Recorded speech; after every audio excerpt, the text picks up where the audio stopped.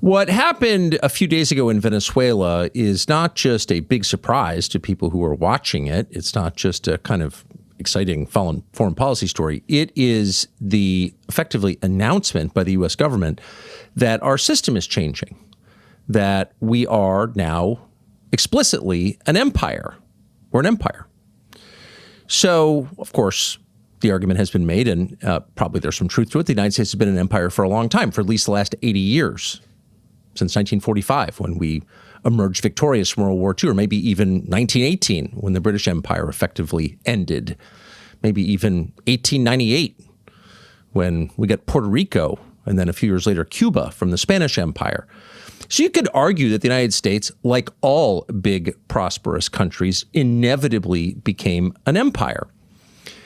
But the difference between the last 120 years and earlier this week is that we never before admitted it, and now we are.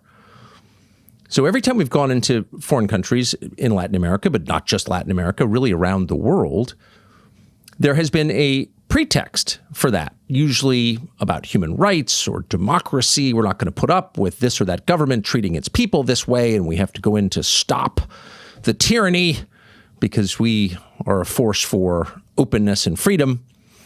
And there's been some truth in that, of course.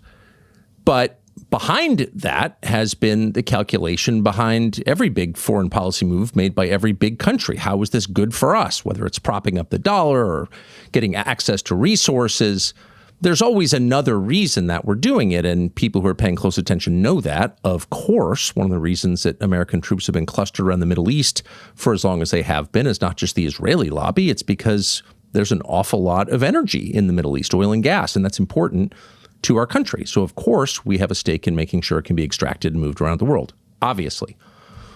But what makes what happened in Venezuela, taking the head of state out of the presidential palace with Delta Force and bringing him to New York and putting him on trial, what makes that so very different from, say, I don't know, pick one, killing Mossadegh in 1953 in Iran or whatever, is that the U.S. government, the President of the United States, basically just said we're doing this because of the resources.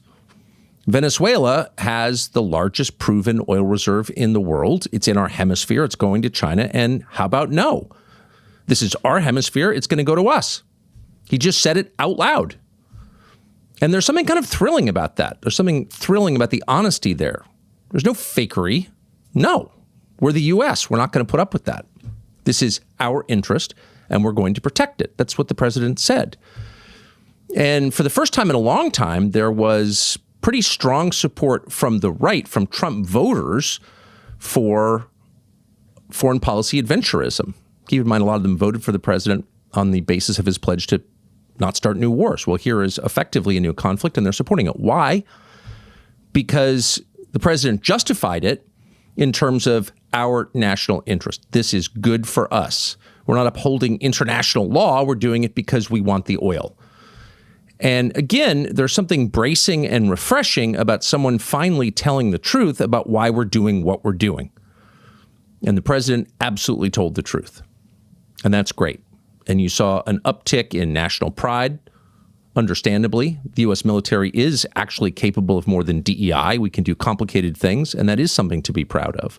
The U.S. government is finally acting in the interest of the United States, or says it is, and that's a massive improvement over yet another lecture about a hollow theory.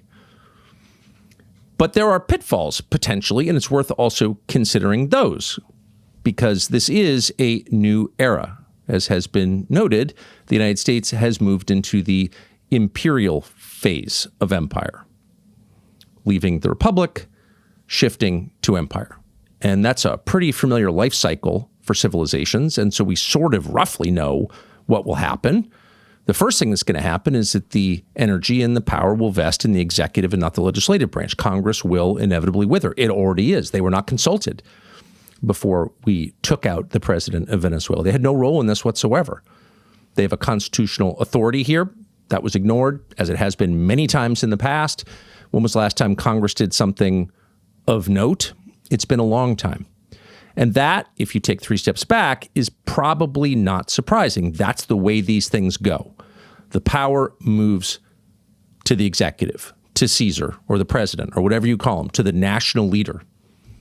And that trend will accelerate over time for certain, not decelerate. And that has all kinds of implications, one of which is national elections are now everything. It's always mattered who the president is. Now it matters more than ever because the president has the ability to act unilaterally in the way we just saw.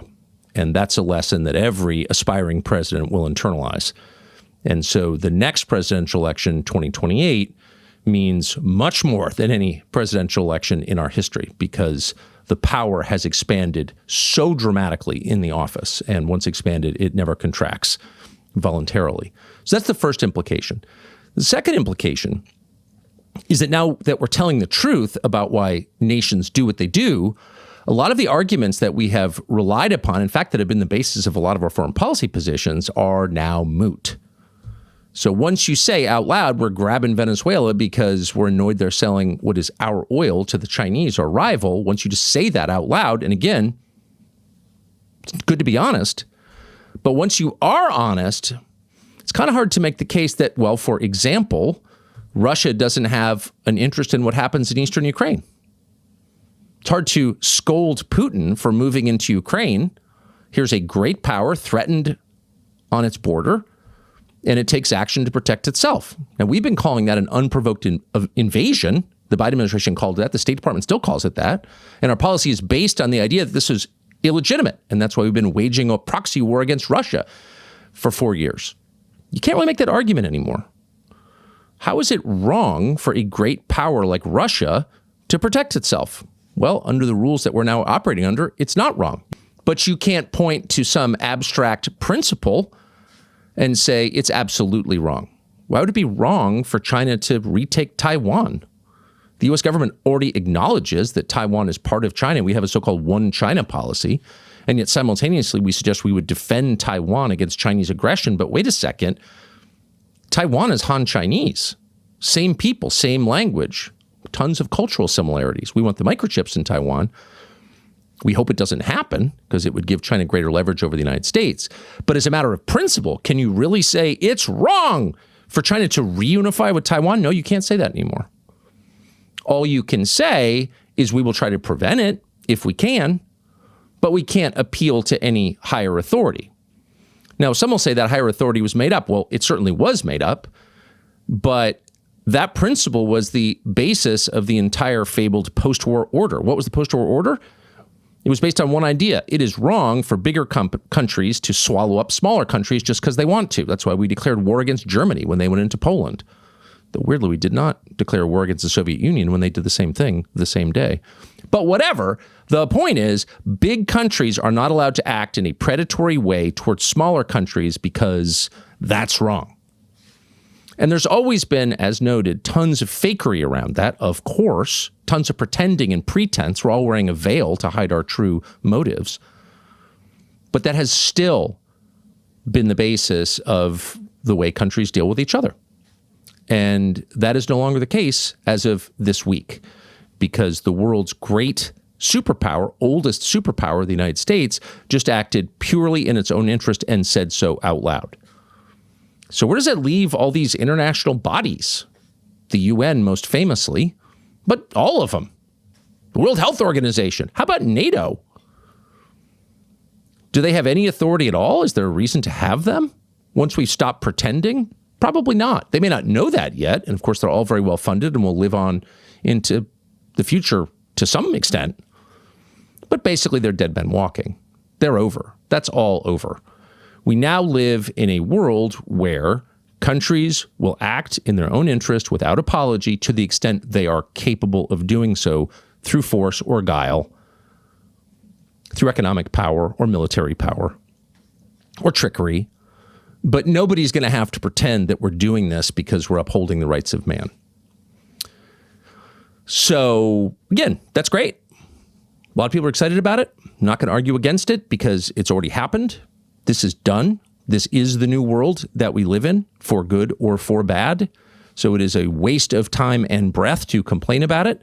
Far better, far more constructive to think through, what does this mean going forward? What implications does this have for us? And what are the potential traps in an arrangement like this, one that we've never lived in before?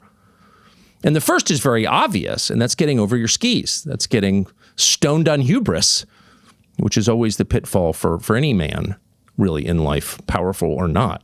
Convincing yourself that you have more power than you actually have is the most basic trap in life. That's how you wind up hurting yourself, because you overextend. And the problem with military success is it does inspire that. This is not true just of the current president, but it's true of every president. And all of a sudden you can wind up in much deeper waters than expected. And of course, in our government, there's an entire constellation of foreign lobbies around any president telling him, do this, do that on behalf of other countries, trying to leverage the enormous power of the United States for their own ends. And so you could very easily imagine soon the U.S. government doing what it did in Venezuela in other countries. And maybe in some it will work, maybe in some it won't work. But there are a couple of them where if it didn't work, you could get in very, very serious trouble. In fact, you could wind up in nuclear war. So it's worth remembering that even a great power is limited in its powers. You can't do everything, and things can go wrong very quickly in ways that you don't anticipate. And that's why, above all, an empire needs serious men to run it. It needs people who understand the stakes, who understand the burden that they are carrying, which is the future of the world, certainly the future of their own people, and who make wise decisions with the national interest ever present in mind. What you don't want are flighty, emotionally incontinent, silly people on the payroll of foreign nations making the decisions in an empire, because that's how you get in trouble. People like, just throwing this out there, say Lindsey Graham. Here he is in the aftermath of Venezuela. To the people of Iran, we stand with you tonight. We stand for you taking back your country from the Ayatollah, a religious Nazi, who kills you and terrorizes the world. We pray for you. We support you. Donald J. Trump is not Barack Obama. He has your back. And to the Ayatollahs, you need to understand, if you keep killing your people who are demanding a better life, Donald J. Trump is going to kill you. Every time you see that guy on TV, it really just reminds you of like getting pulled over for DUI with your drunk girlfriend in the passenger seat screaming at the cop, "You can't do this! Take your hands off him! He's going to beat you up!" Lindsey Graham really is the drunk girlfriend, picking fights he'll never have to participate in. We're going to kill you! Settle down, son. No. When we started this company, we promised that we would only partner with other companies that share our values. We didn't want to advertise products made by people who hate us or, for that matter, you. So with that in mind, it is a pleasure to announce that we're working with Charity Mobile. It is a pro-life phone company. Charity Mobile holds a view on abortion that almost every single major U.S. company disagrees with. They think it's completely wrong. It is sad. And celebrating it is one of the darkest things this country's ever done. We agree completely. So when you switch your cell phone service to this American company, they'll donate a percentage of your monthly price plan to a pro-life, pro-family charity that you choose. There's no better way to prove what their real values are than doing that. No one would do that unless they meant it. All their plans are under $50, and you can keep your existing number and your existing phone if it's compatible. Charity Mobile is a pro-life company serving pro-life customers and supporting pro-life causes, and has done it for more than 30 years. Visit CharityMobile.com/Tucker. Use promo code Tucker to get a free phone with free activation, free shipping, and a free gift with every new line of service. That is not helpful in any way, and it's that exact attitude and that lack of seriousness that can get you in trouble. Once you strip away all the pretense, all the appeals to national sovereignty and human rights and international law, once again, you need serious, smart people making the decision. You do not need harpies screaming about how my boyfriend's going to beat you up if you arrest him. You don't need people like that. You don't need people like Ted Cruz, Laura Loomer, buffoons, bloodthirsty buffoons, hovering around trying to lure you into a new conflict. You don't need people like Mark Levin, who told the president that you should bomb Qatar. Bomb Qatar? Why would you do that? Our strongest ally in the region, let's bomb them? And to the president's great credit, to Donald Trump's great credit, he has in the last several days, resisted a lot of that. And we know that by how they handled the exit of Maduro in Venezuela. So there are a lot of ways to do this. The neocons had their candidate ready to go. They awarded her the Nobel Prize recently, the abortion lady, the gay marriage lady, the Klaus Schwab acolyte who's going to move the embassy to Jerusalem or something. They were all set to install this lady Machado in the presidency in Venezuela, and Donald Trump shut it down. In fact, he mocked her at his first press conference announcing the capture of Maduro. That is a good sign. That is the best possible sign that someone has thought this through in a very serious way. And I have to say, it looks like Marco Rubio and J.D. Vance played a huge role in that. And a lot of people mock Marco Rubio for being a neocon, which he may or may not be. But my impression was that his influence on this operation was real, and that his preference was not to install the Nobel Prize lady, but instead to continue continuity of government. So what does that mean? Well, it's an imperfect solution. It means taking Maduro's number two and letting her continue to run the country. Now, why would you do that if you were operating under the previous framework, which was basically an emotional framework? Well, we need to bring human rights to Venezuela. We can't depose the dictator and put him on trial in New York and then put his number two in charge of the country. That'd be bad. We need to kill Saddam and then disband the Iraqi army. So someone has learned a lesson from that, and let's hope no one ever forgets the lesson, which is that tyranny is bad, chaos is worse.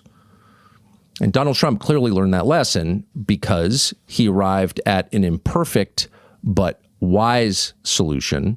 Let's keep people in charge who can actually keep the country together. Now, we'll see if Delcy Rodriguez can actually do that. We don't know yet, but it's the intent of the administration to do that, to not turn Venezuela into a Libya or an Iraq in our hemisphere with the ensuing migrant crisis and just the disaster, the complete loss of the oil fields, the insurgency, the civil war, massive death toll. I mean, just the pure disaster that U.S. foreign policy has created again and again and again with regime change. That is not necessarily going to happen in Venezuela, and that's a massive improvement, and we should be grateful for that. Whatever you think of grabbing Maduro, that is a really good thing and a really good sign, because it suggests that the administration understands that resource extraction, national interest, is a huge part of running an empire, but it's not the only part. The main part is stability. That's the most important part. From stability flows prosperity and every other good thing, decency. Nothing good can grow in chaos. And they seem to understand at the height of the Roman Empire, the most famous empire in history, there were very few wars. It was called Pax Romana, the Roman peace. The empire was powerful enough to establish peace, to establish order and tranquility. And, almost 2,000 years later, we're still talking about it because it was a rare and beautiful thing. So ultimately, an empire exists. Its first job is to preserve stability in the world or the portion of the world over which it rules. And the Trump administration seems to understand that and seems to be moving in that direction. And if so, that's a huge win. So get rid of the dumb, shrill harpies. Don't let them have any influence. No, you can't bomb Qatar. We're not going to threaten to murder the Ayatollah on Fox News. That's not how an empire behaves. We're going to make calculated, wise decisions about what's good for us and what's good for the part of the world that we rule over. The second thing you do once you announce that you're an empire is think through where this is going to go in the next several years. Like, what does the world look like 5, 10 years from now? Well, today, about an hour and a half ago, the president announced that he is hiking the Pentagon budget from $1 trillion to $1.5 trillion. Just announced that. Why? Well, it's hard to know without asking him. He'll explain. But big picture, obviously, that's the kind of budget that a country that anticipates a global or regional war has for its military. There's no other reason to do that. That's not a peacekeeping budget. That's a war budget, a big war budget. So I think it's fair to expect, and all the signs suggest, that we're going to have a big war soon. A big war soon. I think everyone expects that to happen. Hope it doesn't happen, but obviously we're moving in that direction, toward a world war. Sorry. So how do you position yourself for that? Well, you look at a map and you ask the most basic questions. What areas do I want to control? Where are the trade routes? Who's got the resources? Who do I share a language with? Who do I share a common history with? Who do I share a civilization with? And you proceed on that basis, and you try and shore up your team, the allies, against the other team, the Axis or whatever. But you think soberly about how the world is going to cleave once this begins. And if you were to do that for about, 25 or 30 seconds, you would arrive at the most obvious conclusion of all, which is the United States has to have a relationship with Russia in order to survive anything like that. And the reason is really simple: scale and resources. Russia is the largest country in the world. It has the most resources in the world. That means energy, oil and gas. It means all kinds of minerals. It means gold. And in a world where the US dollar is probably not going to be as powerful as it once was, already declining in value, massive incentive for other countries to get off the dollar to trade in energy in other currencies. You need to think about gold. And people are thinking about gold. And by the way, if you are wondering whether volatility is coming up, look at silver prices, look at gold prices over the last year. Investors understand this is a new time. You need to be aligned with Russia. And the number one thing you can't do, Donald Trump has said this many times over the years, is allow Russia and China to become a bloc. Because if you do, then you are facing off against the majority of the world's population, the biggest population bloc in the world, the biggest land mass in the world, and the biggest economy in the world, if you combine those two. So you can't do that. And it's pretty clear that the last administration intentionally drove Russia into an alliance with China, which they now have. Just to be really clear, just to bottom line it, if Donald Trump wants to commit one act as president that will secure him a place in history forever as a hero, it would be to bring Russia back into alliance with the United States. Oh, Russia's bad. Right. Kind of hard to say that after Venezuela. And it's tiresome anyway. No, Russia is not bad or good. Russia is essential to the United States. We cannot survive a global conflict if Russia and China are aligned against us. Period. And it couldn't be more simple, and it shouldn't be very hard at this point to make that deal. There's no reason to pay any attention to the unelected leader of Ukraine. Now, the obstacle in the way is not geostrategic. There is no argument for continuing a proxy war, which is what it is. United States versus Russia. We've been at war for 4 years. All of us are pretending we're not. We are. There's no reason to continue that on the basis of America's national interest. That is not in our interest, and it never has been in our interest. And by the way, Russia is a Christian country, a remarkable country, a very serious country that we have a lot in common with, whether you like it or not. Oh, he's bad. Okay, stop. We need Russia. And the only reason we are not in alliance with Russia is because the foreign policy establishment in the United States, the weapons manufacturers, and particularly the neocons, believe that they somehow own Russia or want to retake Russia or something, and Putin is in the way. He kicked out the oligarchs. That was gravely offensive to the American finance establishment and to the American foreign policy establishment, and acted on his own country's behalf. Whatever. None of that even matters at this point. Ignore these people. He has to be our enemy? No. If Putin is our enemy, if Russia is our enemy, we cannot survive a global conflict. Sorry. And if you think we can, tell us how. With the help of NATO, which, by the way, is now done. NATO is done. Once the United States takes Greenland, which is owned by a fellow NATO member, what will be the rationale for keeping NATO? The whole illusion has shattered in the past 4 days. None of this is real, and now everyone admits it's not real, so it's time to start thinking about the next step. The third thing to remember is that a functioning empire benefits from the empire. Rome, at its height, was a gleaming, clean, prosperous city. Rome benefited. In the end, of course, it was destroyed by its empire. It was invaded by the people it had subdued, and that is ultimately the fate of all empires, all of them. London is filled with former colonial subjects. That's what that is. And that will happen to every empire. But in the meantime, the point is to help the seat of empire. And so if you can't fix Baltimore, you don't really have a shot of making Caracas functional. And so as you administer this empire, you need to remember the point of this is your own country, making your own country more prosperous, but also stable and cleaner and better for its own citizens. It can't just be, oh, Paul Singer gets rich, therefore it's a good thing. No, no, no. All Americans, not just Paul Singer, have to benefit from this. And they can, and they absolutely can. And the president, to his great credit, has made a huge effort to clean up American cities. Washington, D.C., for example. People mocked him for sending the National Guard in. Washington is safer. It's just a fact. He did that. The last guy didn't do that. Trump did that. Keep doing that.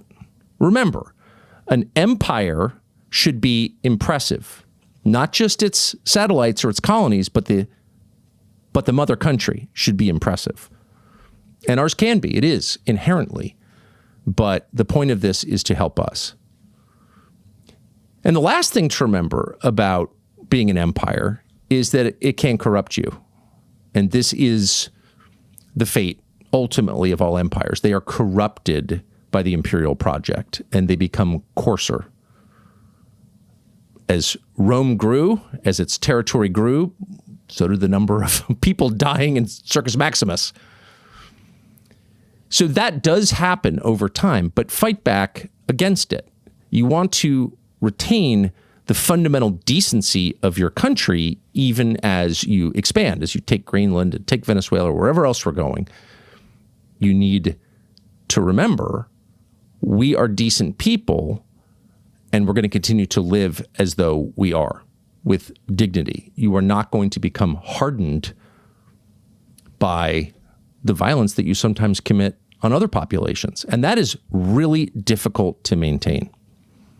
And you see this even in Washington. You saw this, in fact, 5 years ago yesterday when Ashley Babbitt was shot in the chest for doing nothing, an unarmed woman, an Air Force veteran, murdered by James Byrd in the Capitol building. And nothing happened. And the reason nothing happened, the reason the guy who shot Ashley Babbitt, who'd already been disciplined for leading a loaded handgun in the men's room, so he had a documented record of recklessness. There was no reason to kill her. She posed no conceivable threat to him. But the reason that nothing ever happened is because there were almost no members of Congress who thought it was a big deal. Now, why is that? Why would members of Congress, 535 members of Congress, are they uniquely hard-hearted? Well, they are, actually. And why is that? Because they spend a huge portion of their day, every single day, talking and thinking about killing people in other countries. And if you watch enough snuff videos of the U.S. military taking out this or that bad guy, after a while, it inures you. After a while, it's not such a big deal to kill somebody. And you can make a case for that if there are foreigners who threaten you. You can never make a case for the U.S. government casually killing Americans. All of us should be offended by that every single time, and we should push back against it. Hey, whoa, whoa, whoa, I'm not a Houthi. Don't treat me like one. I'm not a Venezuelan. Stop. Americans have to remember that the point of this exercise is to secure the homeland and everything good about it. And one of the very best things about the United States is the regard that Americans have for human life and for dogs. There's a sweetness and a sentimentality to Americans that would be sad as hell if we lost. Don't allow the killing that takes place overseas to make you think it's okay for the U.S. government to treat you that way. But they naturally do. And it's one of the reasons, and I hate even to say this, but I've just noticed it from living around it for so long, that some of the most authoritarian members of Congress, almost all of them actually, are career military officers. Not enlisted, they're all officers. But they're career officers who spend an awful lot of time thinking about how to kill America's enemies or rivals, not even attacking that. That was their job. But that attitude seamlessly transfers to American citizens. And our government is never allowed to have that attitude toward us. Again, we're not Houthis. We have rights because we're citizens. You serve at our pleasure. We own this government. You may say you own Venezuela. Okay. You don't own me. I own you because I'm the citizen and you're the servant. That posture is essential and very hard to keep up during the empire phase of civilization. Very, very hard. Because, again, there are a lot fewer meaningful democratic structures in an empire. Nobody cares about the Congress anymore. It's all about the president. And that's great when you have a great president. And hopefully we always will, because once again, so much power has been vested in that office that at this point you kind of can't let AOC have it, because you can't let any irresponsible person who hates whites or believes in transgenderism or wants to destroy America, people like that cannot be president, period, anymore. Because there's so much power now in the presidency that they could do the kind of damage you don't even want to think about. But you have to push back against an imperial government treating you like a subject. And there is no issue on which this is clearer than free speech, which, once again, is the basis of our country. It's not just some line in the Bill of Rights. It's the whole reason the United States is exceptional. And that's clearer than it's ever been, because the country that gave us the concept of free speech, Great Britain, puts thousands of people in jail every single year for thought crimes. And so it's not like this is a distant, they only do it in China or North Korea kind of problem. This is happening in the country that gave birth to us, Great Britain. It could very easily happen here. And the only way that it won't is if American citizens draw a line in the sand and say, you will have a revolt if you take away my right to say what I think. Period. You will have a revolt on your hands. And they should, because that is the only remaining power for most American citizens. They don't have economic power, of course. The power of labor's basically gone. AI will erode it still further. We're going to go on strike. Who cares? You're being replaced by machines. Shut up. They don't have economic power. Does voting matter? We can debate that. Most people kind of doubt that it does. So what power do you have left? What's the equalizer here? There's the guy in charge. There's you, the subject. What makes you both human? Only one thing. That's your inalienable God-given right to say what you really think. No matter how kooky your opinion is, no matter how offensive it may be to the people in charge, you have an absolute right. Inalienable, it can't be taken from you because it wasn't granted to you by any temporal authority. You have that. If you give that up, you are a slave. And not surprisingly at all, given the way these things roll, given this new era that we're in, all of a sudden, you are hearing calls, not just from the left, not even primarily from the left, to end the freedom of speech in the United States. And this is the red line. Here's one example. This, I think, was on CNBC New Year's Day. Watch this. I know it's difficult to hear, but it's time to limit the First Amendment in order to protect it, and quickly before it's too late. What do you mean? I mean that we need to control the platforms, all the social platforms. We need to stack rank the authenticity of every person that expresses themselves online and take control over what they are saying based on that ranking. The government. The government should control the social media. Yeah. So here's a foreigner coming to our country and saying with a straight face, you need to get rid of the First Amendment because people are using it to criticize my country, sitting on a TV set in New York City, lecturing a country that's not his own about how they're not allowed to criticize him and the government should punish them for doing it. There's been a lot of noise in the news recently, but none of it matters if you can't hear it. There's no shame in this. Millions of people get deafer every year. Some we know well. But your friends, our friends at Audion can help. For years, the experts made hearing aids cost thousands of dollars. They forced you to get a prescription, see a doctor, jump through all these hoops just to hear your grandkids talk or have a conversation in a restaurant. Why? Because they made money. That's why. Over 460 million people worldwide have hearing loss, yet 80% do not have hearing aids, because who would want to deal with that? So it's a crisis and it's being ignored, and that's why Audion is the answer. It offers FDA-compliant hearing aids for as low as $98. No prescription, no doctor's visit. Over 1.5 million Americans already using them to regain clarity in their lives, to regain hearing.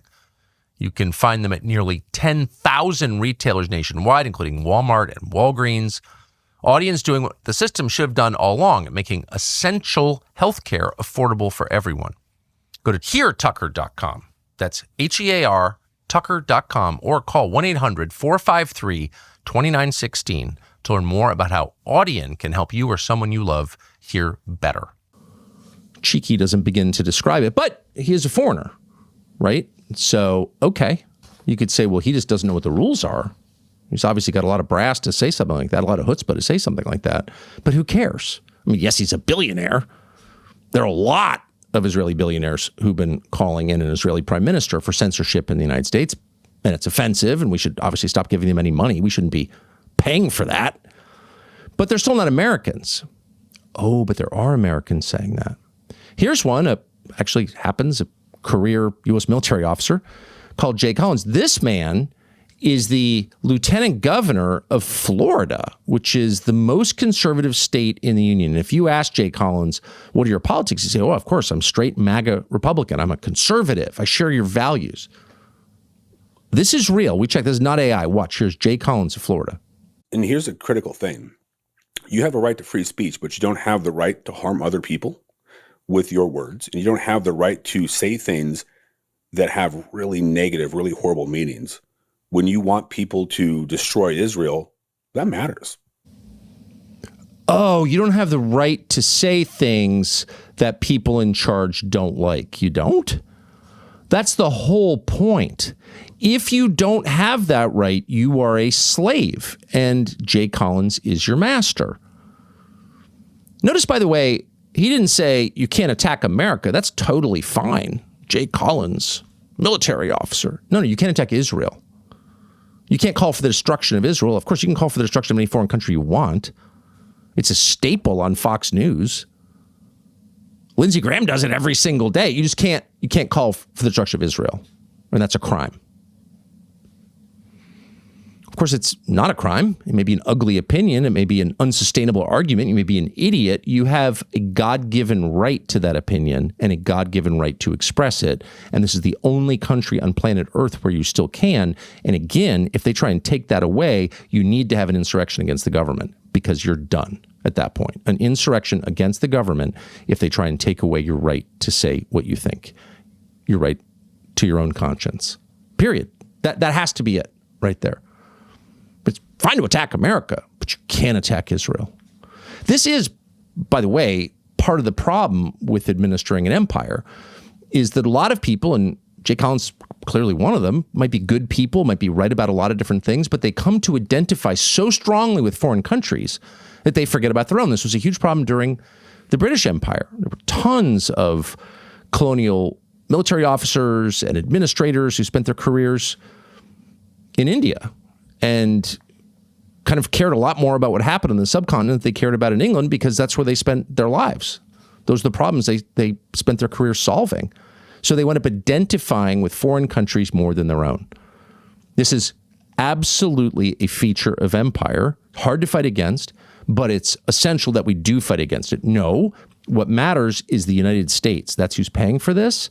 That's in whose name these actions are being conducted. The only justification for any of this is to serve American citizens, not the citizens of Israel or Sri Lanka or any other place, Venezuela, but America. So you'd think this would all be very, very obvious, but somehow, I actually called around on this and was told, oh, it's not a real position, but there's a current administration official, like an actual official in the executive branch right now, who's making this case that Americans actually don't have. Oh, they have a First Amendment, but it turns out that actually you can't say anything I don't like or else you go to jail.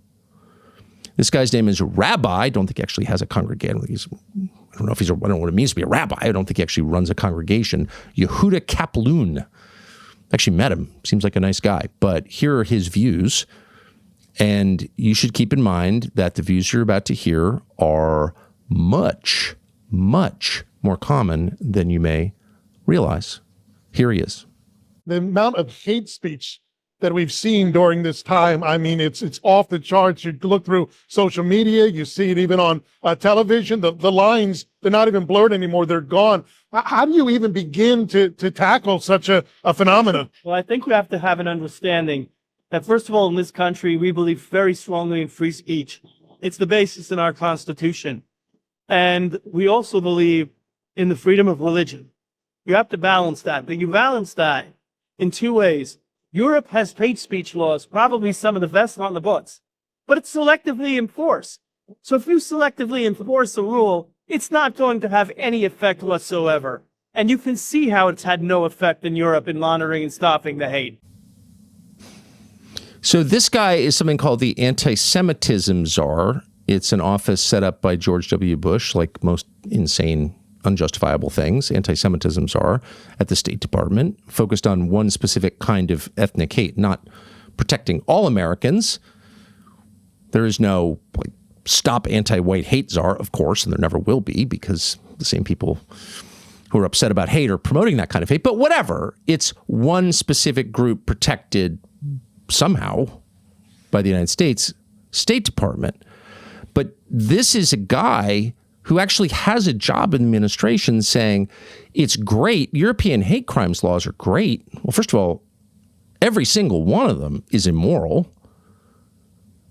And two, they're all contrary to the First Amendment. You couldn't have laws like that here. And three, when you actually look at those laws that Rabbi Yehuda Kaplan is saying are so great, they're used to suppress Christianity. That's what they actually are, of course. And creativity and freedom of thought and individual conscience and the humanity of the populations of European countries, all suppressed by this. But Christianity is always number one. So in Finland, for example, one of the lead opposition political leaders is now on trial. Why? Why is she on trial? Because she tweeted a quote from Romans, the Epistle to the Romans by St. Paul. You may have heard of it. It's a significant book in the New Testament. And in it, he describes basic Christian sexual ethics, like one man, one woman, against other forms of sexual expression. That's Christianity. And that was deemed a hate crime under the law, under those European hate crimes laws, hate speech laws that Rabbi Yehuda Kaplan is saying we should emulate, but maybe enforce a little tougher, more selectively. This is what will destroy the country and divide the country and make people hate each other. Whenever the U.S. government protects one group and allows others to be attacked, whenever the U.S. government promotes one group and suppresses another group, it's prima facie unfair, but it's also the most divisive thing you could ever do to any country. If you treated your children differently, they wouldn't hate you, they'd hate each other. And every parent knows that. So all of this stuff is corrosive to the United States at exactly the moment when national cohesion is going to be essential, because there is a rocky road ahead that's very obvious. And here you have an administration official calling for hate crimes laws. So the answer has to be no. And it has to be no now more than ever, because once again, we're entering into a brand new phase with new rules. And all of us are going to have to adapt to those rules. We may support them, we may not support them, but that's what we're doing. But in the process, we cannot give up what it means to be American on the most basic level. You don't need to be an economist to see what's happening. The dollar is in trouble. It's getting weaker. It's sad, but we're not in charge of it. So we have to respond appropriately in ways to protect our families. When paper money dies, it's going to be replaced by programmable digital currency or gold. Gold survives. The same Americans who think they're protecting themselves with gold are the ones getting ripped off by big gold dealers. After we left corporate media, we got offered tens of millions of dollars to promote gold companies. How'd they get the money to spend that much on marketing? Because they're scamming their customers. We didn't want anything to do with that. So we sought an honest broker, and together we formed a precious metals company that you can actually trust. It's called Battalion Metals. At battalionmetals.com, we publish actual spot prices. We're totally transparent about the VIG, what we take, and we treat everyone with honesty. So if you've been watching what's happening, you know it's not just about money, it's about sovereignty and holding something that endures and cannot be manipulated or taken from you. So if you've been waiting for the right time to act, this is it. Visit battalionmetals.com.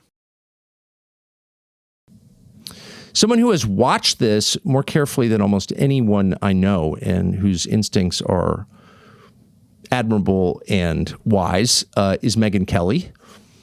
And so I want to bring her in now to get her sense of what exactly Venezuela means. Megyn, thanks so much for doing this. I have a million questions for you. But first, you said right after Maduro got grabbed that you weren't exactly sure. You were skeptical. What are your views of it now? Yeah, still skeptical. I said, I'm not on a green light posture on this. I'm not on a red light. I'm on a yellow. And I don't love it. I got to be honest. I, first of all, would prefer we use our military defensively and not offensively, which may be anachronistic.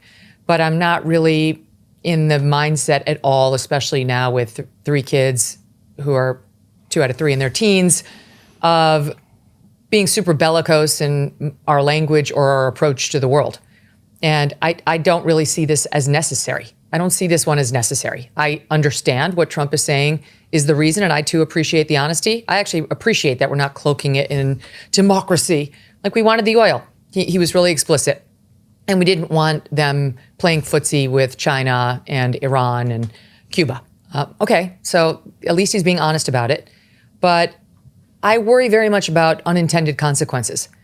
And, you know, I realize it's not Libya, it's Venezuela, but okay, a couple things happened in Libya. First of all, when we killed their leader, it's been chaos ever since. And I see the same sort of power vacuum there, potentially, even with this vice president left in place, that happened in Libya. I don't think we actually are going to run Venezuela because we don't want to, and we don't want to have a long-term presence there. So I do wonder what the power vacuum will be. I'm not so sure this vice president is going to be able to rule there with the same iron fist as Maduro. I don't know what's going to happen. But I also think about what happened in Libya, Tucker, when we were even younger. And that's when you and I were in college. And for the years prior to that, Libya was doing some bad things in the world. They bombed the nightclub in Berlin, and some Americans got killed. And Reagan then bombed them. And we were sort of ratcheting up. It wasn't an outright war with Libya, but we were escalating tensions here and there with them. And the next thing we knew, we just sort of thought we had settled the matter because we are the big bad United States. And once we sort of bomb you, you're supposed to go away and realize it's going to get worse for you. But what Libya actually did was they planted a bomb on Pan Am 103 and brought down that flight over Lockerbie, Scotland, killing 259 people, most of whom were American, including 35 students from Syracuse University, where I was going to school as a freshman. And every year I was there, for 4 years, we had the memorial honoring those 35 18 and 19-year-olds who had been studying abroad in London and had been killed over Scotland on their way home from their study abroad program because of these little sort of power battles that had happened that weren't supposed to mean anything. We're supposed to be just sort of asserting our power and teaching somebody a lesson. Did anybody anticipate that? I don't think so. Okay, Venezuela is not Libya. It's not full of a bunch of Middle Eastern potential terrorists, but it's not great. Like, they've got a bunch of gangs down there who have zero problem killing Americans. Let's check in with Tren de Aragua. Let's check in with Laken Riley's family to find out whether they have any empathy for Americans. Doesn't seem so. And I don't know what faction of that group we're ticking off right now with our behavior and going in there and saying the oil's now ours. We're going to sell it. We'll give you a piece of it, but we're taking it. So I really do worry about unintended consequences, and I object to empire. I much prefer the way we started with the original George Washington. Let's avoid foreign entanglements. Let's not cozy up too much to any one country. let's enjoy the beautiful blessing of the two huge oceans on either side. I don't want to have to take care of Venezuela. I really don't. I'm not particularly worried about them cozying up too much to China and Russia, neither of whom are in a position right now to attack us, I don't think they have a reason to attack us at the moment. So I don't like it. I still support Trump, obviously, but I don't think this is something he ran on at all. I think he actually ran on the opposite promise, that we weren't going to be doing this stuff. I don't think anybody who voted for him was thinking about this when we voted for him. Everyone's rooting for him, everyone who's sane and, independent-minded. But this is a massive distraction from where his attentions should be, in my view, which, as you point out, are rightly Baltimore and other cities that are genuinely suffering. And I think if we roll into these midterms, he gave a big speech before the Republicans in Congress yesterday about we need to win the midterms. If we roll into these midterms and we have a year almost of Trump focusing on running Venezuela as the so-called affordability message is ubiquitous in the left-string press every day, it's not going to help. He's going to lose control of the House. I don't think the Republicans will lose the Senate, but we're going to have nonstop 2 years of investigations. And look, Trump hasn't been doing a great job of getting his agenda pushed through as legislation the first year, because as it turns out, you really do need 60 senators now in order to enact legislation, unless you get rid of the filibuster. So think how we'll do when Republicans don't even control the House. We will have absolutely no laws passed, which, Tucker, will only feed into what you're talking about, which is this idea of empire and the executive branch growing bigger and bigger. He's already rendered Congress almost irrelevant. They'll become even more so with the Democrats in control of the House, because all they're going to be doing is snipping at his heels, trying to investigate everything he does. But they won't even be relevant in terms of potentially passing legislation, because it'll be an absolute no-brainer. Nothing will happen. The executive branch will grow. And okay, maybe I can get, comfortable with empire if I must, if we're thinking about a J.D. Vance, but we are not going to have a Republican in the White House forever. Never mind the right Republican in the White House forever. We are going to wind up with a Gavin Newsom one of these days, or an AOC. And then what? And by the way, even if we move on from Trump or a JD type, president, and stick with like Republican, who's going to run the empire? Like, what if we wind up with a Mitt Romney? What do we do with Venezuela then? What if the collapse happens then, because we no longer have a strong hand on the tiller the way we might with Trump here? What chaos will ensue? I don't think we have an accurate feel for what we've unleashed. And I think it was unnecessary. I think you make a strong case. I've thought all of that. I don't think I articulated it quite as well as you just did. And of course, I'm totally opposed to empire too. I'm kind of for an agrarian society with no electricity.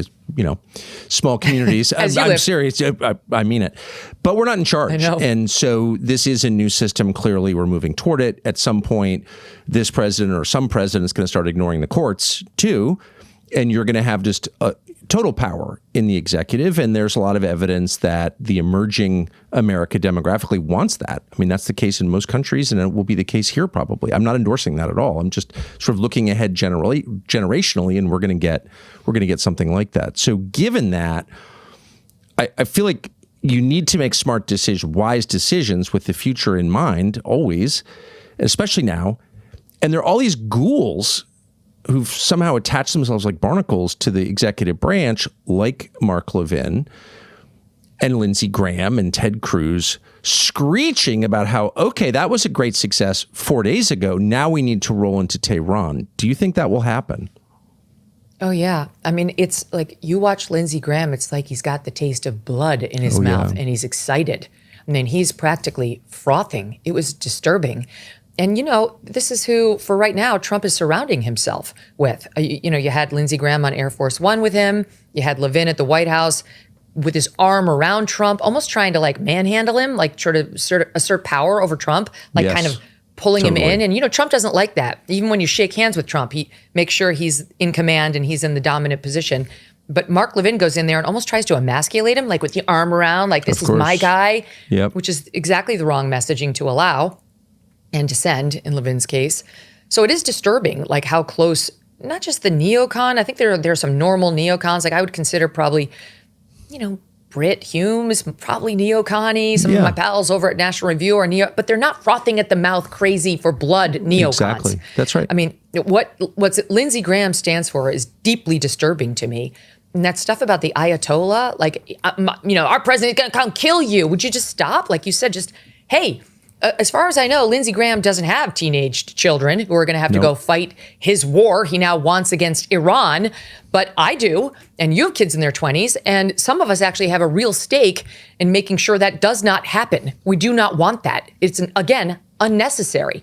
So it's really kind of getting crazy. And I also think you're right about the alarming increase in military budget. What is the reason for that? Trump's speaking in a disturbing way about Greenland.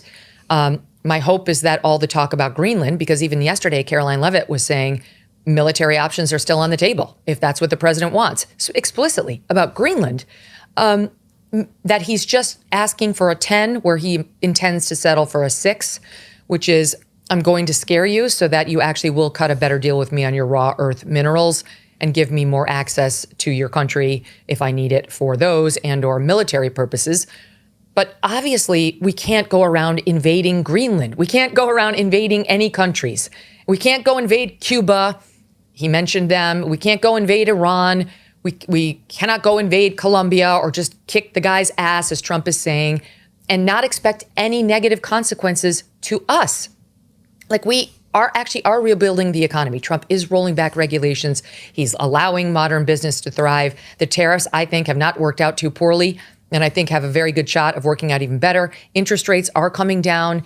Inflation is coming down. Why can't we just roll that agenda into a stronger economy than ever come midterms and maybe possibly win more seats in the House such that Trump, and maybe, God even knows, convince some senators to vote Republican when a vote comes up, and actually enact an agenda that could stick and that could be popular, and stop worrying about being policemen of the world, worrying about the bad guys. Of course they're bad guys.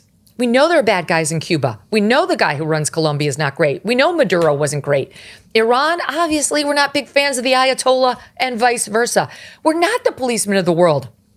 It was never intended to be this way. And look, if that's what we're going to use the $1.5 trillion for, that's alarming too. Even if it's not world war, if it's just that we can be the world cop or the world invader, or like sort of the badass with swagger with the amazing military, and now we want to use it, that's going to cause a host of unintended consequences that Trump's never going to be around to even see through. You and I are still going to be here. Our kids are still going to be here. Trump's grandkids are going to be here. But it almost feels at times to me like Trump has discovered he's got this exciting, efficient tool called the U.S. military, and he's dying to try it out.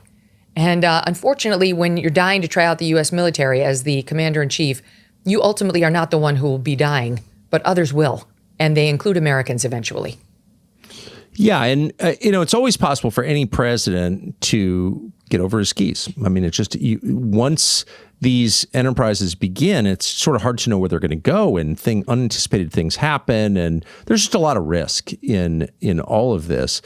Rubio seems much more level-headed than I ever gave him credit for being, and smarter.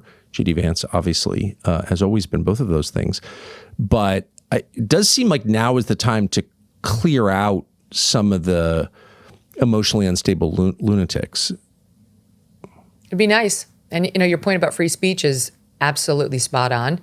I was amazed to hear that the one soundbite by Jim Collins in Florida. Incredible. I actually wrote down what he said. He said, "You don't have the right to harm other people with your words." I absolutely do. And it's actually what makes us fundamentally American. It's awesome. I have every right to insult you, to speak hatefully about you, and it's glorious. It's what makes it wonderful to live here. I mean, the First Amendment, of course, is there to protect hate speech. Hate speech is not only constitutional, it's written right in there that you can say the most hateful things possible. Sorry, but I can. And if you don't like it too, you're the one who needs to move, not me. I don't need to move out of the United States of America. That's my fundamental right to say things that offend. And that's what's so upsetting about what is happening in Europe. Not to mention in Israel, too, because you mentioned, the rabbi and the guy on CNBC. I mean, Israel's been on the press quite a bit over the past year or two for cracking down on free speech rights in its country the rights of journalists to report openly and honestly on what's happening over there. And Europe is in a place where they're now arresting people for thought crimes, for actually just causing offense. That's it. Not to mention in England, arresting a woman for silently praying outside of an abortion clinic, literally not saying a word, just praying in her head. And a cop saw her standing there and asked her what she was doing, and she admitted the truth, and she got arrested. Our friend Lawrence Fox, he got arrested because he was over there saying he was thinking about tearing down the pesky traffic cameras that they put in various places in London to police the gas-guzzling cars, because they don't want these non-eco-friendly cars in London. And he was thinking about tearing down the cameras. He got arrested. They raided his home. So yeah, you need to be able to think what you want. You need to be able to say what you want. In all three of those examples that you showed of people saying it's time to crack down, or you should control the internet, you can't say things that hurt people or that are hateful, are exactly the opposite of what we actually stand for in this country. And we better be really loud about it, or we're going to be following our friends in Germany and England down the drain. I mean, there does seem to be a connection between war footing and a clampdown on civil liberties in the country that's on war footing, right? So the presidents that clamped down on free speech most aggressively in our history, Abraham Lincoln during the Civil War, Woodrow Wilson during the First World War, FDR for his entire term, and Lyndon Johnson during Vietnam, who sent the FBI after his critics and CIA to do all kinds of things that are shocking. So that's, I guess, my concern. If, like, all of a sudden you become permanently at war, your own population in some ways becomes the government's enemy, I've noticed. Well, look, we were, in a way, a part of that during the Iraq War. Yeah, I know. At Fox, right? Like, they didn't allow, and we didn't allow people who were criticizing the war a platform. We Yes. mocked them and made fun of them because I think we thought it was our duty to defend the war. And I see Fox News doing that right now. There's not really a skeptical voice over there about what we're doing in Venezuela. And I'm fine with the people who support the Venezuela move. Then I've been having them on my show all week and giving the president his due to hear what are the detractors saying and what are the supporters saying. And that's up for the audience to make up their mind. If they disagree with me on my stance, that's fine. It's great. No more power to them. But, you know, that's not the job when you're on Fox News. And when I was there, I'll speak for myself, it was very clear to me what the job was, which was to root for it, to defend it, period. And not to allow skeptics on to express, you know, why they thought it was a bad idea, but instead to mock them and to belittle them, which has an effect of shaming people out of the view. At least maybe not the Code Pinks of the world, but like normies, whether they're Republicans Yes, or that's independents who would come on Fox, they understood that message is going to get you banned. You're not going to get an invitation back because this is not a place to come for a full and fair discussion. So yeah, we've already slipped into that in our past, our not so distant past, and look what it got us. You know, the Iraq War was not a good idea. I wish I hadn't defended it. I know you feel the same. Yeah. I wish I had let more dissenting voices on and really listened to them to see whether they had a good point. And I think now more than ever, that's why independent channels like the ones that we're operating on currently are incredibly important, because there is no agenda. You know, people want to say you're bought and paid for. You're not bought and paid for by anybody. You're totally independent, as am I. I don't take anybody's money other than like Cozy Earth, but they're not involved in this conflict. No, they're not. They're great. They're great. So what do you make of the division within the Trump voting base? You've been sucked into this, I think, against your will. I always think of you as the most sensible, least radical, least crazy person ever, always willing to entertain both sides, measured. And somehow you've been held up as some kind of Nazi or something by a few very, very active people on social media, Mark Levin, chief among them. I look at that and I'm like, this is, if you're attacking Megyn Kelly for this stuff falsely, this is clearly an effort to split Trump's base. That's my view. But tell me what you think is going on. So Mark Levin is in a special class, shall we say. Yeah. He's in the special class because I truly think he's not well. I genuinely think he's unwell, which is when I stopped fighting with him. Like even though over the holiday break he was incendiary in his rhetoric, and I thought, I went after him a little because he kept attacking me and others, and like was calling Dave Smith a Nazi, a neo-Nazi, like crazy stuff. And then I just realized, what am I doing? Like, he's an insane person, Yeah. And as my therapist, ironically, always says, stay away from crazy. And he's not wrong. He doesn't take the truly crazy ones, which bodes well for me. But I genuinely think like he's not well. And I really don't think the president should let Mark Levin within 10 feet of him. Like, he's not a well person. Yes. But there is a very ardent, extremely pro-Israel, and indeed, I will say, Israel first crowd that is doing what you said right now. And sure, Levin is one of them, but I'm just saying he's just such a nutcase. How can we really factor him into this argument?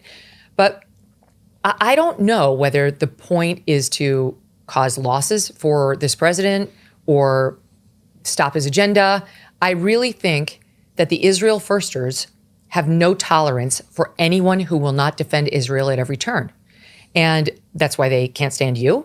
And that's why they now can't stand me, because even though while I am an Israel supporter, you and I have discussed this before. Yeah. It's not that I defend everything they've done, but in the war with Hamas, my God, I thought what Hamas did on 10/7 was absolutely barbaric, and I have defended Israel's rights to defend itself. And I've even argued that it doesn't need to be a proportionate response. All the things.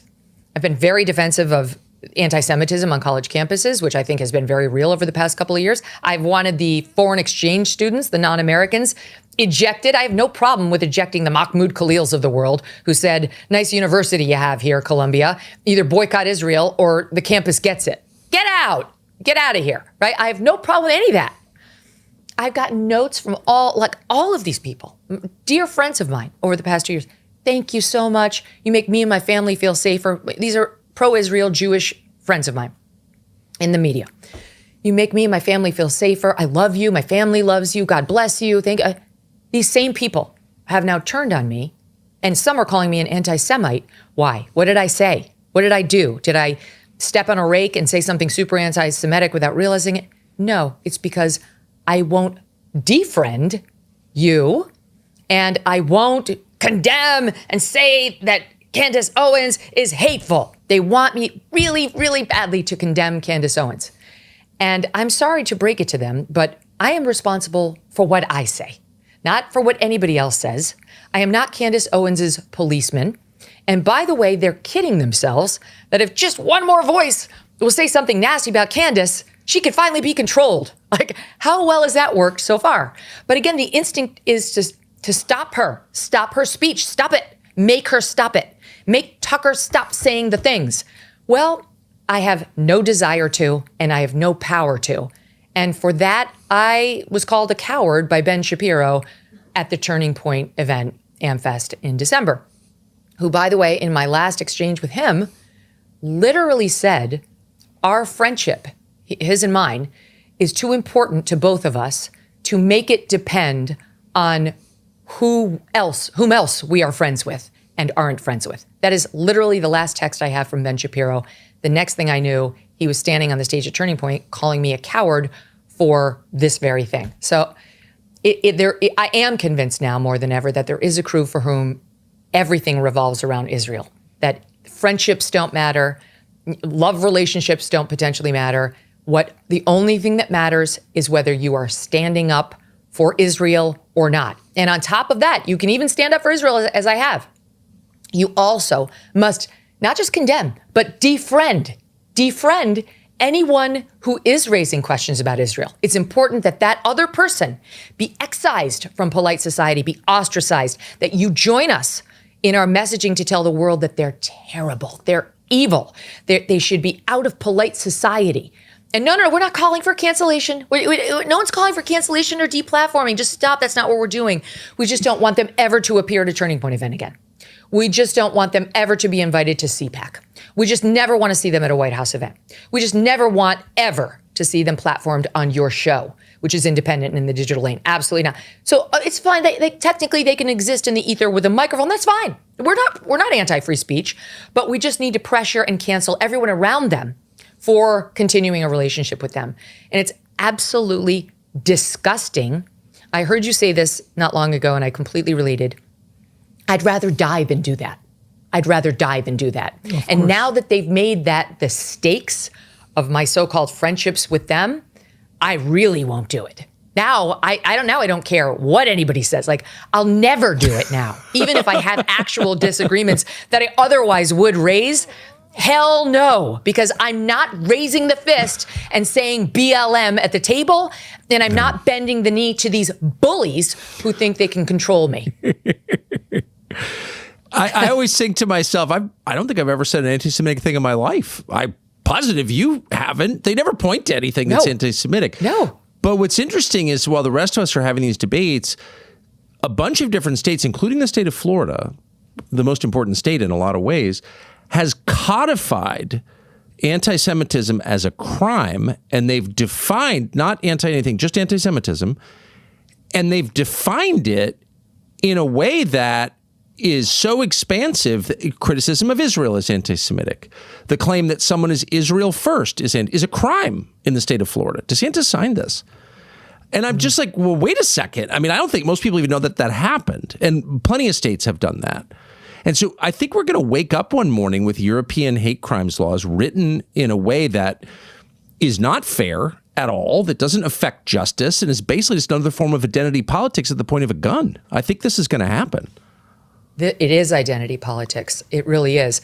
And I'll tell you the number one reason, apart from the free speech principles, I guess the number two reason we shouldn't be doing that, it will cause anti-Semitism. Well, exactly. It absolutely will cause, in the same way that now, like, people don't understand Nick Fuentes. You may be familiar with him. They don't understand him, right? Like, why? Why are people flocking to Nick Fuentes? You know what? It's because a lot of young white men in particular have been told for years now that identity is everything. It's everything. It does matter. What is your in-group? And those are your compadres. And you better get, some alignment there, because we're factioning now into groups. And you better figure out which one is yours. And so there are a lot of young white men who have accepted the messaging of the BLMers and the wokesters on the left and have understood now, like, you know what? I don't want to follow what Tucker Carlson is saying, that we don't judge people like that, even though we're on the right. That I'm accepting the messaging that's been taught to me by my teachers, K through 12, by my university professors for 4 years, by my grad school professors, by the media, by corporate America, all of them, which is identity does matter. Your very goodness will be rated on whether you accept this premise. And they've accepted it, and now they're leaning into white identity politics then being shamed because the leader of those happens to be Nick Fuentes. So what the Jews who push those laws, and it is a lot of Jews down in Florida and a lot of Jewish people in New York too, they think that the answer to anti-Semitism, which is a problem to some extent, of course, is to get themselves recategorized as one of the protected DEI groups. And of course it's not. The answer is to demolish DEI. Of course. The answer is to stop separating us by group. And the more you start cracking down on people's thought crimes against Israel, or even their anti-Semitism, truly, like, this is America. You're allowed to be a racist. You're allowed to be a misogynist. You're allowed to be an anti-Semite. Exactly. You're not allowed to, like, make hiring and firing decisions based on that. But that's not what we're arguing over here. We're talking about what's in your head and your heart. The more you try to criminalize that or ruin someone's life over those thoughts, the more you engender the very hatred you say you're objecting to. And this is in part reason the reason, Tucker, that I tweeted out that it's not Tucker Carlson and his views on Israel that are causing anti-Semites. It is more the Ben Shapiros and the Barry Weisses of the world. And of course, the ADL then called me an anti-Semite because what happens is, you see the cycle, right? Like, you get attacked. I didn't attack Barry or Ben. They attacked me. Again, just because I wouldn't defriend people. They attacked me. I said to them, that behavior is going to cause anti-Semites. Like, you shouldn't do that because this is actually undermining the very thing you say you care about. Then he swoops in the ADL to say, you're an anti-Semite for saying that to them. You're not allowed to defend yourself against their attacks by saying, hey, you're the one who's bringing more hatred into this argument. Exactly. Because so on and on it goes. But I genuinely believe it, and I genuinely don't want additional Jew hatred happening in this country. I don't either. Most normal American Jewish people would never make Israel the stakes of a relationship. I know so many Jewish dear friends of mine who are sick of talking about Israel. Yes. Ben, Barry, Levin, they don't speak for the vast majority of American Jewish people who would never think of making your feelings about Benjamin Netanyahu the stakes of your friendship or love relationship. He's the Al Sharpton of Jewish Americans, I would say. He doesn't speak for all Jews, obviously. There's a hostility. There's a hostility to some of the people you mentioned, particularly to Mark Levin. And I think you called it out. You called him anti-Christian the other day. Why'd you say that? Yeah. So he decided to go after Jack Posobiec, who is a great guy, who is a dear friend of Charlie's, and who has really stepped up to the plate in the wake of Charlie's murder. He's been doing so much to help Turning Point stay afloat, taking his podcast out there. He's been in close contact with all the Turning Point staff, with Erica. Like, this guy's been a real stand-up guy. He's been a hero. And not for nothing, but he's been great to me too. And I really appreciate it because back in the day, he and I didn't get along, but you know how this business is. Like, yes, you can get past that if you're a decent person. And he and I totally got past that. And I really like him and respect him. And he's been a leader on the faith front. One of the things we lost after Charlie died was someone who could speak about the Bible, about God, about Christianity, about faith in the way that Charlie did, that was inspirational, but also that unique ability to tie it to our conservative principles. Like, that was part of the deep loss in losing Charlie. Like, that he helped you realize that your conservative ideals actually the foundation is in Christianity. But on top of that, he could cite the chapter and verse of the Bible, the Proverbs, all of it to prove it to you. Well, Jack Posobiec can do this too. And so I've really come to adore this guy. Anyway, he interviewed me at the Turning Point event the night after you were there. And he gave me, actually, on my tour, a beautiful rosary at Charlie's memorial that we all went to. He spoke and he held up that gorgeous rosary, and it was very moving. Then I complimented him. He gave me a rosary that was identical, which I pray every day and I love. And after that event at Turning Point, he posted a picture of that rosary. And Mark Levin chose that picture of Jack Posobiec holding his rosary to attack, calling him, I'm trying to remember the word. It was like wacko or freak. It was something extremely pejorative and diminishing. And there's no accident that he chose that picture. If you Google this guy, you can find 10,000 pictures of him on the internet. It is not hard to find a suit and tie picture of Jack Posobiec, or even Jack in a t-shirt, if you want to make him look more casual. He chose that picture. And it's no accident, Tucker, because he held that up because I genuinely think Mark Levin thinks Catholics who pray the rosary are freaks, that we are kooks. Of course. And that's one of the reasons why he thinks we're completely fair game to attack as woke Reich, which is what he's called me and you and others, anti-Semitic, because you're anti-Semitic because you're holding up a rosary? Well, that's sick. That's absolutely disgusting. And if you take the religious discussion there, you want to go back and argue about Jesus and Jews' role around the time of Christ? Okay, let's do that. How's that going to end? About the same as the discussion that people wanted to raise about black crime versus white crime ended. Glenn Lowry stood up at the time saying, that's not going to end well. Stop doing that. Stop talking about suggesting whites are committing all the crimes. You know what they're going to do soon? Is they're going to bring up some uncomfortable truths about blacks, which is eventually how that ended. Like, just stop, all right? Because never in my life in arguing with someone like a Mark Levin would I bring up his faith beliefs and call him a kook for them. That's just so hateful and disrespect. Never would I do such a thing. But there's a reason he chose that photo with the rosary and tried to diminish Jack Posobiec, and I would argue Catholics and Christians who also pray the rosary. Yeah, apparently he went totally bonkers when you called him out. He's an angry, angry man. And honestly, I tweeted this out and I really believe it.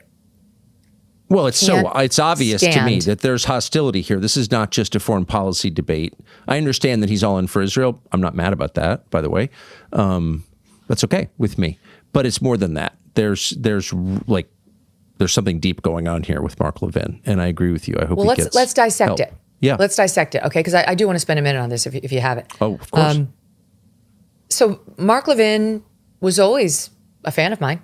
He was always a fan. Like, there are tweets out there saying, oh, she's got a hell of a podcast in 2022. He came on my podcast. He asked to come on when he had a book out. Sure, yeah, come on. We had a nice exchange. This is all, I think, pre-10/7, but we had a very nice exchange. Whatever. Never had a problem when we were at Fox. with one another. And then, as I point out, I didn't have a relationship with Mark, texting and so on, but some of those others that we discussed had been sending me the love texts ever since 10/7 about how my standing up for American Jewish people made them feel safe and thank you and we love you and we're so grateful and blah, blah, blah. That's not why I did it, but I appreciated the notes. That was very sweet. So when exactly did I become an anti-Semite? Because he's called me that. Was it in this past July when you and I were both at Turning Point, the Student Action Summit, and Charlie and I had a 2-minute exchange on Epstein? And if he worked for a foreign agency, who would it have been? And I said it would make sense it was Mossad. Yeah, I was called an anti-Semite after that, as you and I discussed the last time I came on your evening show, by some official Jewish group that said Charlie was an anti-Semite too. Charlie Kirk. Okay. Was it then? Was that the day I turned anti-Semitic? I'm trying to track it in my head. So then the next thing that happened was I went on with Piers Morgan and I said, I don't believe the Hamas ministry of anything. I don't believe their numbers, and I believe they're propagandists, and I don't believe their photos they put out. But I also said Israel needs to wrap up this war because they're losing support. I got called anti-Semitic by a bunch of people. A lot of pressure from American Jews who are active on Israel, which is the difference. No, I'm not going to take it back. I meant every word I said. None of it makes me anti-Semitic. And then came the Tucker's interviewed Nick, and you must disavow him. Now you really need to break up with Tucker. As if my entire career rises or falls based on who my friends are and whose interview I decide to weigh in on. Well, it's ridiculous. So first of all, I had no problem with the fact that you interviewed Nick Fuentes, and you did it your way. And I happen to know, because I know you, and I know some other things about that interview, that you did it with a pure heart. It wasn't because you were in love with all of Nick Fuentes' messages at all. But I know you, and I understood, this is, you don't have to confirm or deny, but I thought you were very much trying to reach him with your main message that you say all the time, which is in the conservative sphere, on the right, we don't judge people by identity. We don't, you didn't say it this way, but we're not big on the N word and the other words that he's been calling people like Usha Vance, or even thinking about people that way, because that's what crazy leftists do with identity. But it's that's anti-Christian too. I hate that. As Christians do. Yeah. Okay, so that you tried. It didn't really work, but you tried. And I know your heart was in the right place, and it was a worthwhile exercise because he's a very interesting guy, let's face it. Yeah. He's obviously got some very extreme views, but he's very interesting and he's very smart. And on a lot of things, there is value to be derived from that guy's messaging. I'm sorry, but he actually has a lot of things he talks about that you're like, oh, this is not a bad point about our country. Excuse his thoughts on race and Jews and the Holocaust and all that, obviously. Okay, so I was fine with your interview with Nick Fuentes. I needed to be excommunicated. And then came Candace Owens. And that, she really drives people crazy. She drives them crazy. They were very angry that I didn't call her out for what she said about Israel possibly being involved with Charlie Kirk. Well, I didn't call her out because I was totally fine with those questions being raised, and still am. I'm sorry, but I am. I'm sick of this bullshit. I am allowed to have questions about what, if anyone, aligned with Israel or from Israel might have had to do with Charlie's death. I think it was Tyler Robinson. I think he acted either alone or with Trans-Tifa. I got an open heart to he was manipulated by somebody. I do. So I'm fine with those questions, and I'm sorry for people who don't want them asked. And then it switched to Erica Kirk and Turning Point. Turning Point became the focus of Candace Owens. And honestly, Tucker, from that point forward, I worked with Turning Point and Erica regularly to say, look, Candace has the right to ask the questions she wants to ask. I'm very close with everybody there, as I know you are too. And I talk with them at length often about what's the best way of handling this, right? And I did not think it was a great idea to go out and try to combat each claim. I really thought just let her do her thing. You don't get to police her, but you also don't have to respond to every question she asks. Like, that's just not, I wouldn't do it, and I don't suggest you do it. Sometimes they agreed with me, sometimes they didn't. But for the whole time, I was in close contact with them. And then ultimately, Erica was asking me if I would help forge a meeting with them, broker a peace of some sorts. I told her, maybe you could just email Candace and put it to bed. Maybe that's the best way instead of like getting together, I don't know, or doing she wanted to do a live stream initially. She didn't want to do it that way, whatever. I tried to be of service. I spoke with Candace too and was honest with her.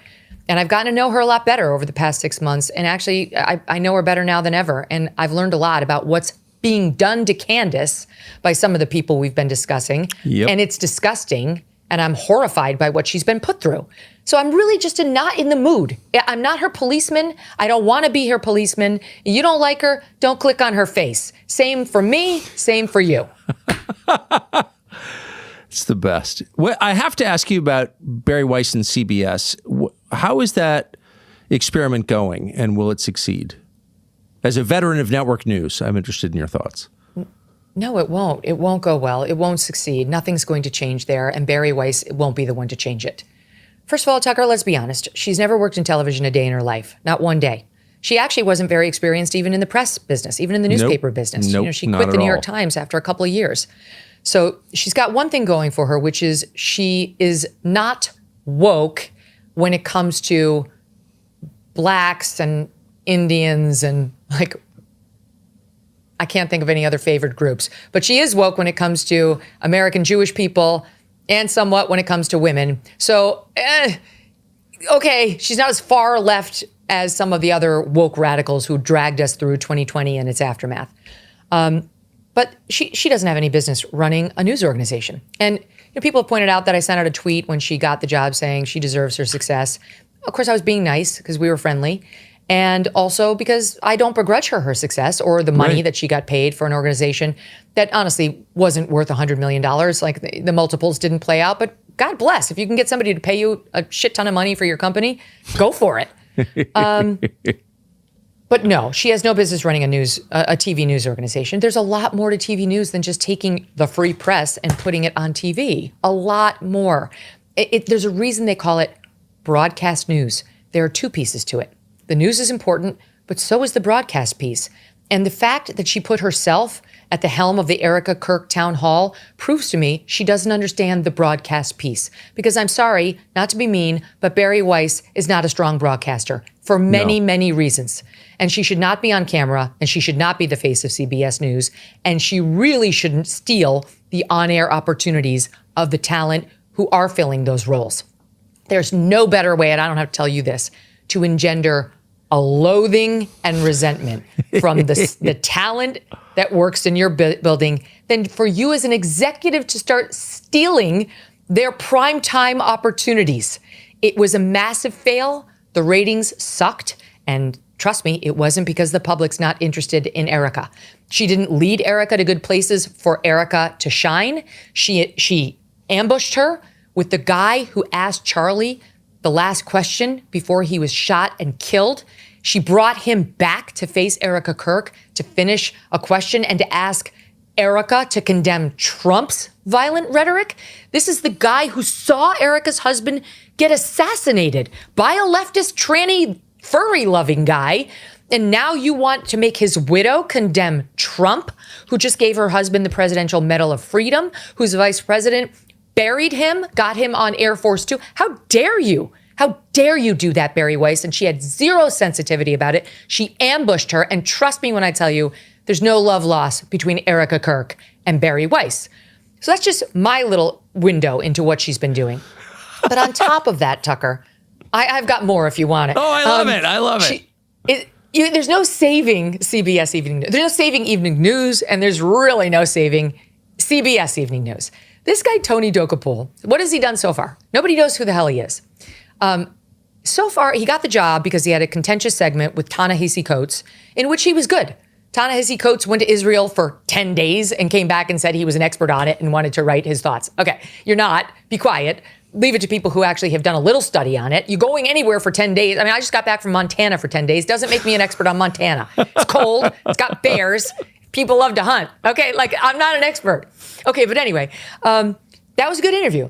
That's why he got the job, because he stuck up for Israel. He has an ex-wife who's living in Israel. And of course, that's the agenda now of Barry Weiss and her boss, the Ellisons, at CBS and possibly at CNN if they wind up buying that too, although it's not looking good for them given the rejection of that bid today. In any event, so that's why he got the job. What has he done? We pulled up a few segments that Tony Dokoupil has done while a correspondent, because now he's claiming, I've always hated it. I've gotten it. too much reliance on elites. I'm going to be for the people. He's trying to sound like a Fox News anchor. Well, we pulled up a couple of big news events. We pulled up the Border Patrol is whipping Haitian migrants at the border story. Did Tony Dokapool get it right? Even 24 hours into it, after the Reuters photographer who took the pictures and said that's not what they show, came out and said that's wrong? Nope. He jumped right on the bandwagon, served it up to Jen Psaki, who is his guest, to let her take a huge dump all over the Trump administration and the Border Patrol. But that's the rescue. That's the savior of CBS Evening News.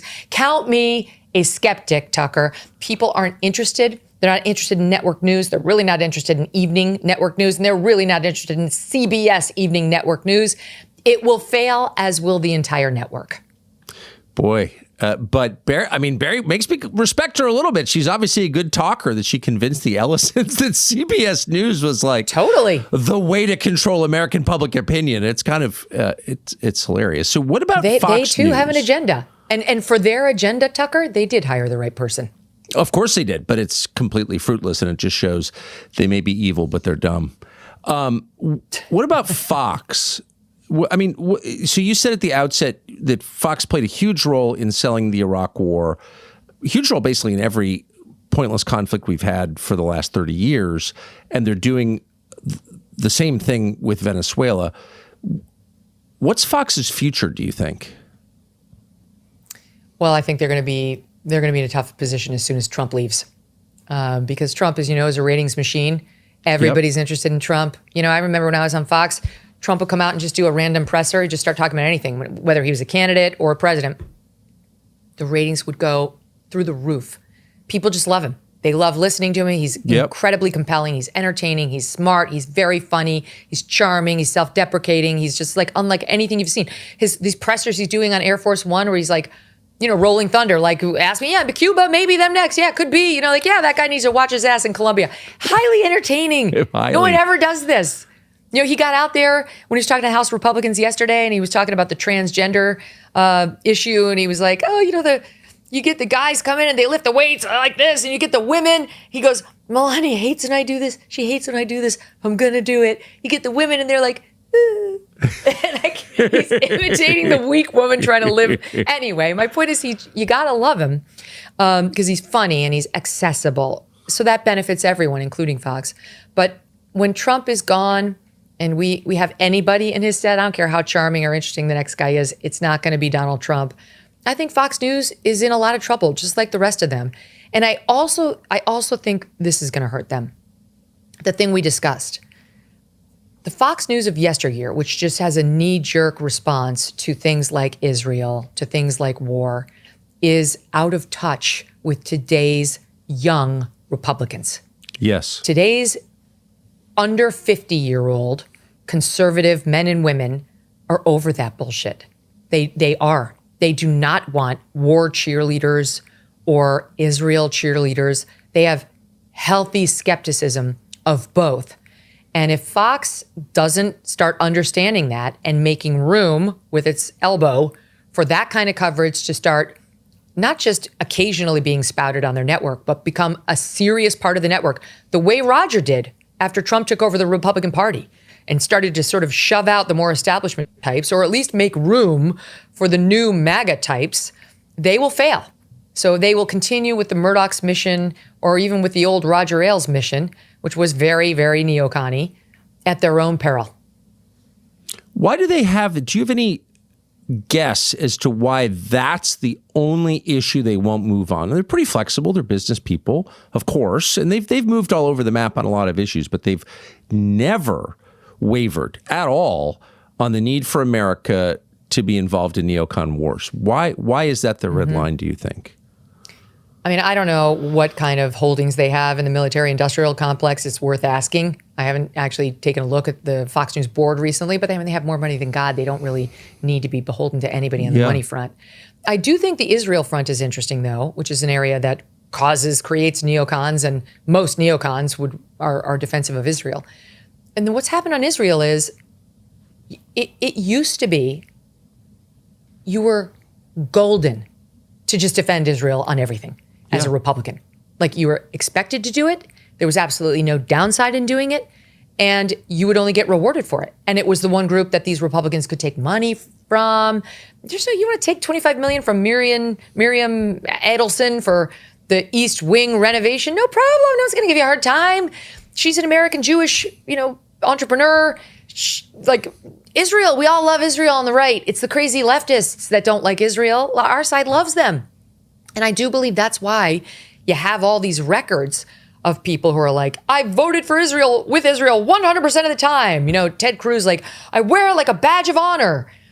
And I do think the Murdochs are probably still in that same mindset. Yes. And they do not have their finger on the pulse of the young people who voted Trump last time, who are critical in putting him over the line, and who have started to turn on that mindset, and who do not see Israel, especially now, as totally aligned with American interests and values.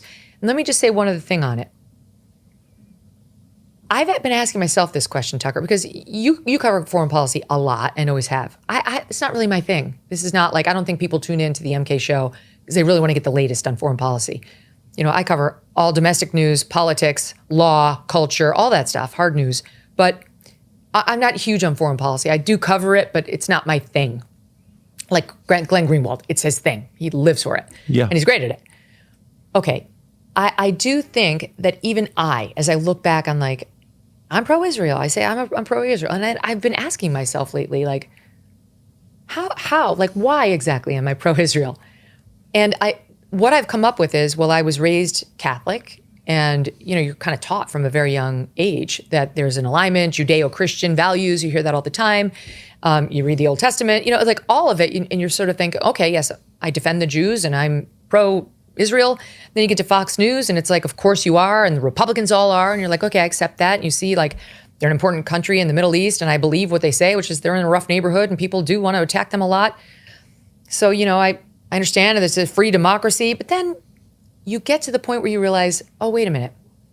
I've been in an organization for 14 years of my formative adult life and professional life where I wasn't even encouraged or allowed to question any of that. It was just spoon-fed, and I swallowed it because I didn't really care. It wasn't something I was ever really focused on. So I was like, yeah, sure, okay, we love Israel. And only now, Tucker, have I begun to say, like, wait a minute. How much of the narrative that is in our news today has been spoon-fed to me by people who are super pro-Israel at all costs, who won't tell the truth about Israel, no matter what it is, and will cancel you if you don't befriend or defriend people who do. And so this whole thing has made me reevaluate. Like, I'm just starting from square one, basically, on Israel right now. And I'm actually day by day taking a much harder look at who are they? What do they do? How do I find real information on what happened in this war in Gaza that I will trust? Because I do know I'm being propagandized by both sides. And how will I make up my own mind? Even some of the narratives that we hear, like I'm not a fan of certainly radical Muslims. And I'm not a big fan of Islam. I'm going to be honest. The tenets of it are political and I don't agree with them. But I have dear friends who are Muslims. And I do start to wonder, like, how much of the very negative messaging about all Muslims, and I've been a part of some of that negative messaging. Don't get me wrong. I'm not wavering from my position that, like, it's not great to have an Islamist running New York City.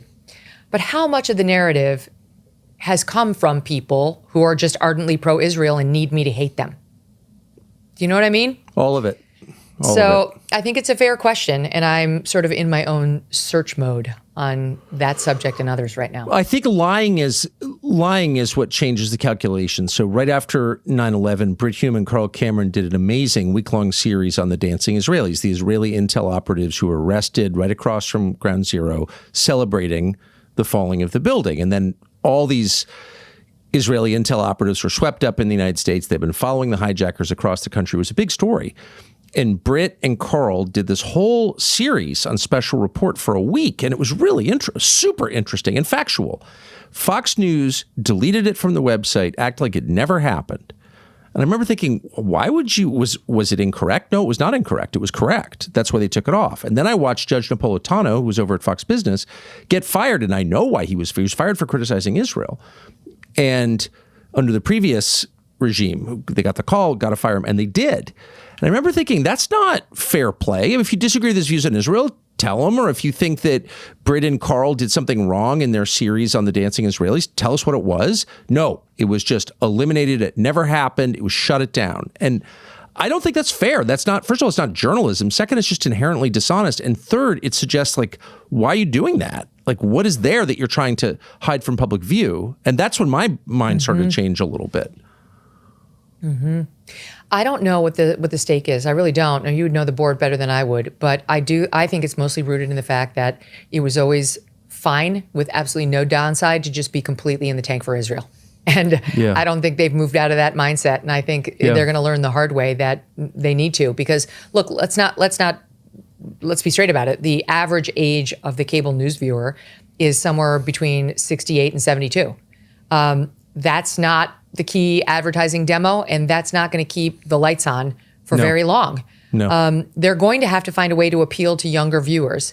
And unlike our business, where a download is a download, ironically, our business, which probably does appeal to more young people, doesn't depend on young versus old. It's just like a click is a click, a download is a download. Their business actually does depend on the key advertising demo of 25 to 54-year-olds. And that is only going to dwindle further if they are just knee-jerk defensive of Israel without giving any voice to its critics. Those days have passed. And you can thank Israel for it. I mean, they've just completed this 2-year war, and nobody would have begrudged them for fighting back after 10/7. But it went on too long. It was too brutal. It expanded into too many different countries. And then ultimately it dragged us in and exposed us in a way that, again, sort of like what we're watching in Venezuela, we don't know what the long-term effects of the bombing of Iran will be. Let's hope we've escaped unscathed, but we don't know. So I just think it's too late. Israel's too controversial. Many, many people said to them, including Trump, months before the Israel-Gaza war wrapped up, stop. It's got to wrap up now. It's gone too far. And Netanyahu was going to take it further even than he did. Trump had to basically grab him in a headlock and say, stop. Would you just take the win? Just stop.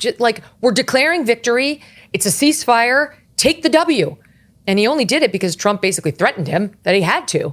But that whole thing has turned young people off. They've seen, again, it feels like just a thirst for too much. And even Israel's numbers acknowledge tens of thousands of Gazans have been killed. And of course, that includes an untold number of civilians and women and children. And I saw the dead Israelis at the bus stop. I saw the dead children. I saw the celebrations of the rape of the women. I excuse none of that by the disgusting Hamas terrorists. But the answer was not then to respond with the deaths of civilians, which I know they say they try to prevent, but you know what? You didn't in large enough numbers. And you really turned a generation against you. There isn't a single Democrat in America that's pro-Israel right now. They've lost all the independents, over 70%. And as I point out, the young people under 50 in the Republican Party, you can see it in the polls and you can see it anecdotally in your business and mine, have turned and are turning on Israel. So Fox News continues as it has been at its own peril. Yeah. Well, it'll be a well-deserved end as far as I'm concerned. Megyn Kelly, thank you for your wise assessment of everything we just talked about. And it's great to see you, and you're killing it. And I'm proud to be your friend. So thank you. Oh, right back at you, Tucker. It's a pleasure. And I look forward to never defriending you. Good. Well, I'm grateful. Thank you, Megyn. See you soon. See ya. Thank you very much. We'll be back next Wednesday.